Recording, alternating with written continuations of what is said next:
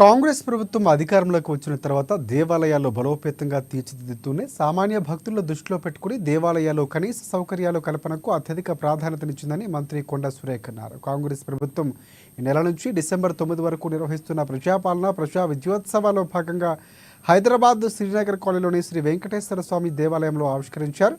ఈ సందర్భంగా ప్రత్యేక పూజలు నిర్వహించారు. దేవాలయానికి చేరుకున్న మంత్రి సురేఖకు వేద పండితులు ఆలయ లాంఛనాలతో స్వాగతం పలికారు.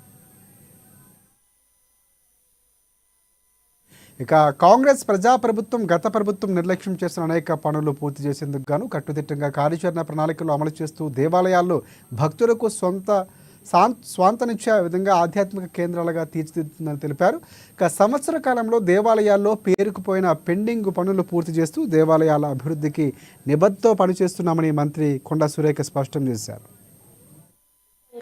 కాంగ్రెస్ పార్టీ అధికారంలోకి వచ్చిన తర్వాత దేవాదాయ శాఖ నుంచి చేపట్టినటువంటి కార్యక్రమ వార్షిక ప్రగతి నివేదికను మీ ముందు పెట్టాలని చెప్పి మీ ముందుకు రావడం జరిగింది. మరి మా ప్రభుత్వం అధికారంలోకి వచ్చిన తర్వాత దేవాలయాలను ఎంతో వైభవోపేతంగా తీర్చిదిద్దుతూ సామాన్య భక్తులను దృష్టిలో పెట్టుకుని, ఎందుకంటే గతంలో దేవాలయాల్లో కనీస అవసరాలు లేక భక్తులు వచ్చినప్పుడు చాలా ఇబ్బందులు పడేవారు.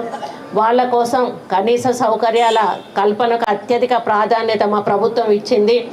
మరి గతంలో నిర్లక్ష్యం చేసిన పనులన్నిటినీ కూడా ఒక కార్యాచరణతోటి ప్రణాళికలను మేము అమలు చేస్తూ ఉన్నాము.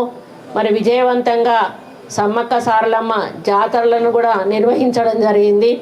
ఇది మరి గిరిజన జాతర ఎంతో విజయవంతంగా ఏ చిన్న అపశృతి లేకుండా కూడా మరి జరగడం జరిగింది. ఈ జాతరకి 110 కోట్ల రూపాయలు 110